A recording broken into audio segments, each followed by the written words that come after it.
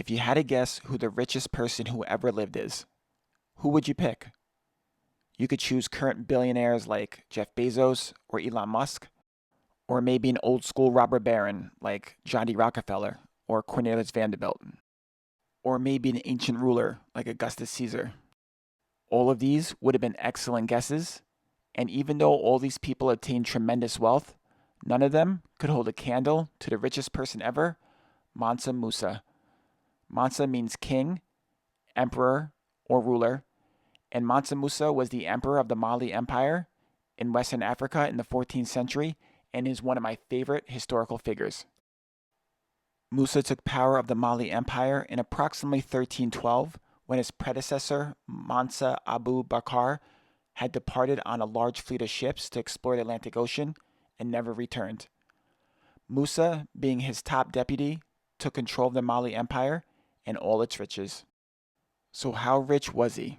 Well, the terms unimaginable, inconceivable, incalculable get thrown around when talking about Musa's wealth.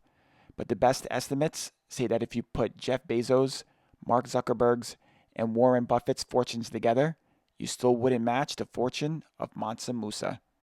The Mali Empire had vast resources. Gold was in especially high demand during the 14th century, and Musa's West African kingdom was by far the largest producer of gold. The Mali Empire had been stockpiling immense amounts of gold for some time and was near its heights when Musa took power. At the time of Musa's rule, he controlled about 80% of the world's gold, which is a staggering figure. If that wasn't enough, the area was also rich in other resources, like copper and salt, which was also a very valuable commodity at the time, and the empire became very rich trading all these resources. It's hard to make a modern-day comparison to how wealthy the Mali Empire was during this time. It would be like if one of the current-day rich oil-producing Middle Eastern countries also having a massive gold deposit that could be mined. That would be the Mali Empire. The amount of gold that Musa had was staggering. In most drawings of him, he is surrounded by gold. There is one story that best explains how much wealth and gold he had. Musa, a devout Muslim, took a 2,700-mile pilgrimage, or Hajj, to Mecca between 1324 and 1325. Musa took with him 60,000 various servants, all decked out in Persian silks. This included 12,000 slaves.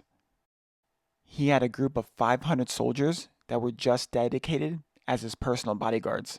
He brought along hundreds of camels, elephants, and horses as well. The slaves and animals all carried gold with them that Mansa Musa gave out to the poor during his trek. Musa gave out so much gold in Cairo that it caused massive inflation in Egypt that hurt the economy for over a decade.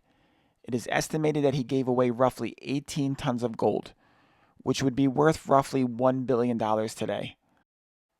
During the trip, he had a mosque built every Friday so he had a place to worship and to help spread Islam. The trek took about 2 years round trip. After his return to Mali, he brought in architects from Spain and Cairo to build his grand palace in Timbuktu, and the great Djinguereber Mosque that remarkably still stands today.